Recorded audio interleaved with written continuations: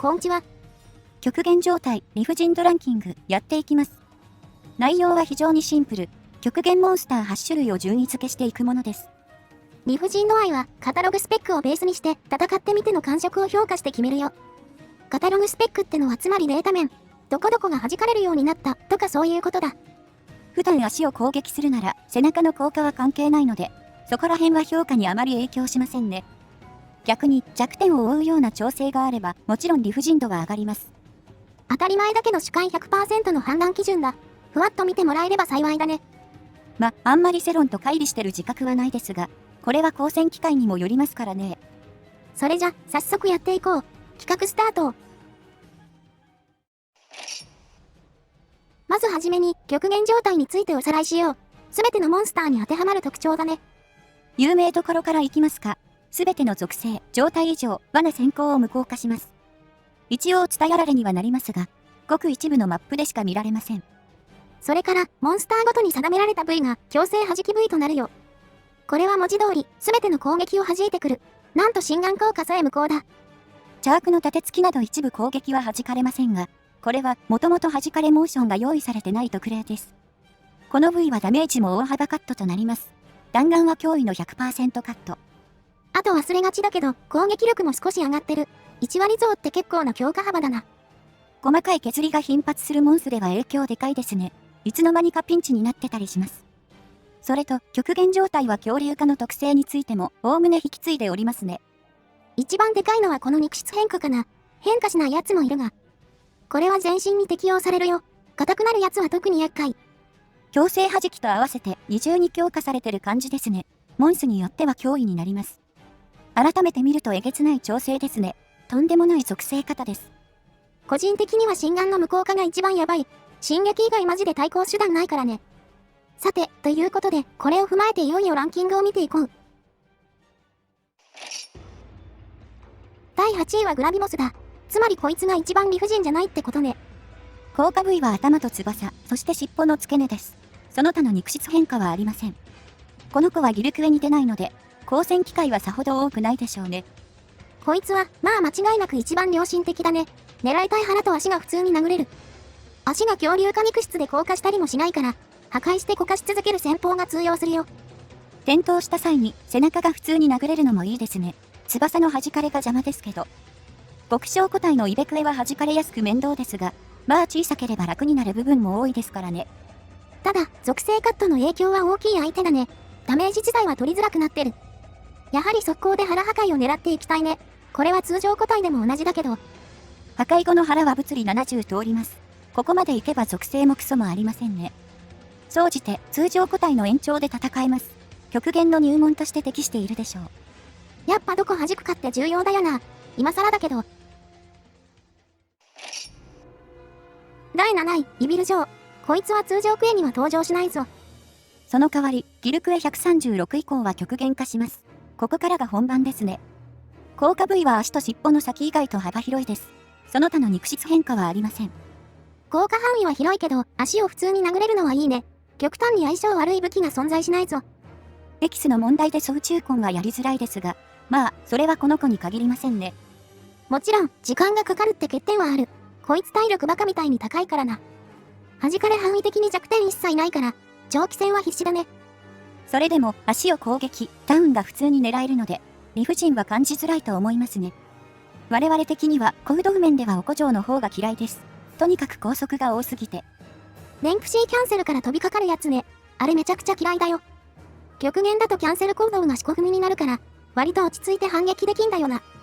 純粋なスピードもお古城のが上ですからね。極限の中では良心的に思えます。ただ、ギルクエ140の超体力はやはり脅威。面倒な相手には違いありません。第6位、ディガレックス。人気モンスもしっかり極限化してくるぞ。効果部位は首、前足と尻尾の付け根付近。それと後ろ足の一部も通りませんね。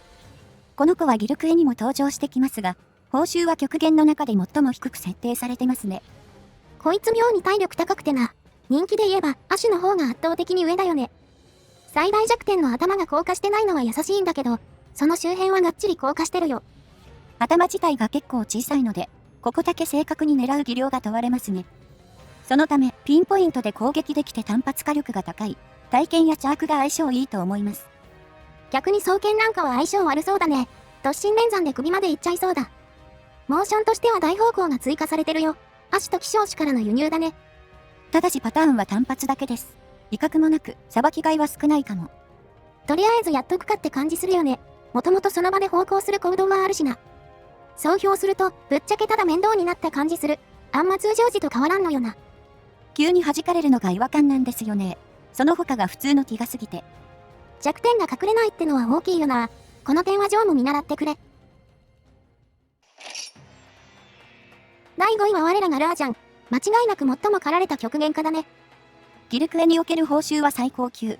体力費のコスパは最強です。降下するのは後ろ足だけですが、体が小さいので影響が大きいです。恐竜化肉質で全身プラス1されるよ。ほんの少しだけ柔らかくなる形ね。こいつの脅威はやはり極限中の投機効果。弾かれないのは頭、腹、尻尾だけになるぞ。武器によってかなり窮屈な思いをさせられますね。運次第なのがしんどいところ。ただ、それを除けばおおむね優しい部類です。対抗が低いので連動次第でしっかり戦えます。耐久値自体もかなり抑えめだしね。珍しくターン性守ってくれるし。一応極限限定の技もあるが、近づけば OK だから特に問題はないね。気になるのは武器ごとの相性差ですかね。殴れる部位の狭さは無視できません。ぶっちゃけ、体験以外はあまり相性良くありません。解除さえしちゃえば楽勝なんですが。4G が体験環境だから噛み合ってる部分はあるよね。マルチなら武器格差も感じづらいけどさ。その他、恐竜化特有の仕様が牙を剥きやすくなってる。あらぬ方向に突然ビーム打ってきたり。デンプシーあたりは速度変化も脅威ですね。舐めてるとすぐキャンプ送りにされます。総じてやや窮屈な部分はありますが、素の柔らかさと耐久の低さでこの順位としましたね。攻略しがいはあるよね。討伐の見返りも大きいしな。第4位、セルレビオス。メインモンスがここで登場だ。この子は基本ゲーム内最初の極限となりますね。G 古文書とギルクエにもしっかり登場。効果部位は首、背中、前足と尻尾の付け根です。前足ってのは翼部分ですね。こいつは全身肉質が5ずつ硬くなってるんだが、それを引いてもしっかり後ろ足が弱点になるのがいいね。姿勢的に翼に弾かれるのはちょっと厳しいけど、通常個体と同じ立ち回りが通用するよ。腹も弾かれないのは結構優しいですよね。さすがに体の大きさを考慮したんでしょうか。コード譜面に関しても通常とほぼ変わりません。列車にはなりやすいようですが。レギオスはアッシュや特殊個体がいないからね、持ってくるモーションが特にないんだろう。難点があるとすれば、武器ごとの相性差かな。言うても狙える範囲はかなり狭いからね。打点が低い片手、双剣なんかは相性いい一方、上から振り下ろす体剣たちは相性悪いですね。それと、レギオス自体もともとすばしっこいので、じっくり構える盾持ちなどは厳しい戦いになります。優しめと言っても極限の中では、だしね、このフレーズ無限に出てくるけど、一度防戦に回るとどうしようもないのは変わらず、一モンスとしてみればかなりの強敵だと思うよ。今回は理不尽度合いですので、この順番です。まだまともに戦っていけますからね。第3位、ガララーシュ。一気に香ばしくなってきたね。この子は2体目のギルク F 参加者ですね。戦闘機会は極めて少ないでしょう。効果部位は頭、首、胴体となっています。胴は非常に判定が広いですね。スペック上の強化具合は抑えめかな。弱点の撥水口はそのままだしね。尾の先を狙うと吸われがちな足も弾かれない。殴る分にはそんなに苦労しないかもね。また、コード面の変化も特に見当たりません。こう見ると通常個体とあまり変わりませんが、この子の場合は元が悪すぎて、些細な強化でもかなり理不尽に感じます。こいつ、移動の度に削られるのがマジで終わってるんだが、これにいちいち恐竜症付与してくるからね。弾かれ、恐竜症、水やられの三重苦になるよ。何から何まで深い要素の塊だ。弱点が硬化しないと言っても、胴は弾かれますからね。普通に範囲が広くて鬱陶しいです。尻尾の撥水口をピンポイントで殴れるといいでしょう。武器ごとの相性差は強く出る方だと思います。ランスガンスあたりヤバそうだよね。ストレスでハゲちゃうんじゃないの。こいつマージでギルクエにいなくてよかったよ。ステータス次第ではあるけど。いたとしても報酬まずそうですしね。誰にも選ばれなかったことでしょう。第2位はジオウガだ。正直3位までとは比べ物にならないよ。1位と2位はぶっちぎってますね。極限の仕様をフル活用してるモンスターたちです。効果部位は2つだけですが、頭と後ろ足、弱点を丁寧にカバーしやがります。こいつはとにかく最強の防御力だね。効果以外に肉質マイナス5の補正が非常に痛い。まともに殴れるのは前足くらいだが、帯電時でも38と微妙な通りになってるよ。一応背中は硬化しない弱点ですが、そもそも打点が高くないと狙うことさえできませんね。狙える武器でも攻撃するのは非常に難しいです。リアルに背面切りなどが要求されます。大剣でうまく背中を切ると最高に気持ちいいんだが、ここにたどり着くのがかなりしんどいよね。打点が低いとマジでちまちま前足殴るしかない。何の罰ゲームなんだこれは。武器種格差は一番かもしれませんね。体験だけ別のゲームが楽しめる感じします。そしてなぜか超伝来甲虫まで大幅強化。通常個体と別物となって登場します。絶妙な速さのホーミングに確定麻痺の自爆。なんで虫まで恐竜種を克服してるんだよ。運が悪いとこれを連打してくるよ。こうなるとかなり近づきづらい。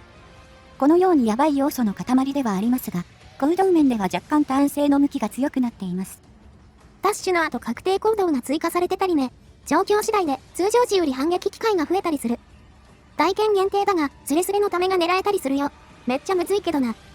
総じて極限では最強だとは思いますが、理不尽度合いだとナンバーワンではないと思いますね。やってみると結構なチンコ勝負だったりするからね。いや、もちろん効果の使用はやばいんだが。TA が盛んなのも頷ける話だ。やりがいは大きいんだよな。うまくいくとこれ以上楽しいモンスはいません。いびつですがバランスが取れていますね。栄えある第1位はディアブロス。多分こいつが一番やばい。効果部位は頭、腹、翼、尻尾の表面側。そしてオウガと同じく肉質が5節硬くなっています。この子はよくブロス系の集大成と紹介されてますね。アシュやモノブロス系のモーションまで使ってきます。こいつの弱点事情はまあオウガと似てるかな。用意されてるけど狙えねえよっていう。ディア君の極限の使用を最大限に活かすモンスだ。腹はしっかり硬く、先行し放題、そして地形も悪い。樹海では砂紫、そして通常クエは夜の砂漠です。砂紫はピンキリですが、純粋に追加モーションも強いです。特にアシュの飛び出しは驚異の一言。避けに徹しなきゃいけないからね。精神すり減らされるよ。中でも一番やばいのが先行と極限の相性かな。ハンター的には相性の悪さって表現が正しいか。オトバクと先行の無効化が非常に辛いですね。先行からの行動が強いのはもちろんですが、交流石の時間をガンガンに削ってくれます。拒否る術が一切ないのに。オーガのピンク玉とは正直比べ物にならないよ。あっちは走ってりゃいいだけだからね。こっちは石を気にしつつ全力で回避しないといけない。これがまあ精神的に辛い。ディアーシュと比べると脅威度がよくわかります。あっちは耐久力も低く、先行が通りますが、原種はとにかく相手に付き合わされる時間が長いです。理不尽度合いでは一番だと思います。ジンオウガと明らかな差はないけどね。さすがにディアドがやばいかなって感じ。以上、極限理不尽ランキングでした。これが我々の感覚だよ。まあとにかく全員まともじゃありませんでしたね。クラビだけ唯一良心と言えるでしょうか。やっぱり強制弾かれ制度は本当にやばい仕様で、とんでもない格差とストレスの発生源です。結局、どの程度通常個体と同じかってのが、そのままランキングになってるもんな。ただね、極限も最低限のルールは守ってる。二足歩行の場合、足は効果しないんだよな。まあ、ここ効果しちゃうと片手送検死にますからね。さすがにまずいと判断したんでしょう。その場合、ジンオウガはどうなんだとなりますが、だからこその2位ってことですね。10位はぶっちゃけ、6から4位と2から1位は横並び。同率にしてもいいくらいの感覚かもね。これは種量数、マルチあるいはソロの経験、メイン武器種によって変わるだろうね。人によって全然違うでしょうね。ぜひコメントで教えていただけると嬉しいです。さて、そんな極限化ですが、今のところ 4G 以外では登場していない要素ですね。そのままじゃ絶対に持ち込めないよね。今回の企画で改めて思ったけど、ワイルズでは手前の恐竜化まで出たけど、やはりマスターランクで復活するんだろうか。ワイルズの恐竜化はかなり影薄いですからね。ハンターのがよっぽど恐竜症にかかってますよ。もし極限が出るならしっかり調整した上で、エンドコンテンツに関わったら面白いですね。そのままギルクへ再現させてくれてもいいんだぜ。この辺は今後に期待だな。ほいじゃ、次の動画で。またね。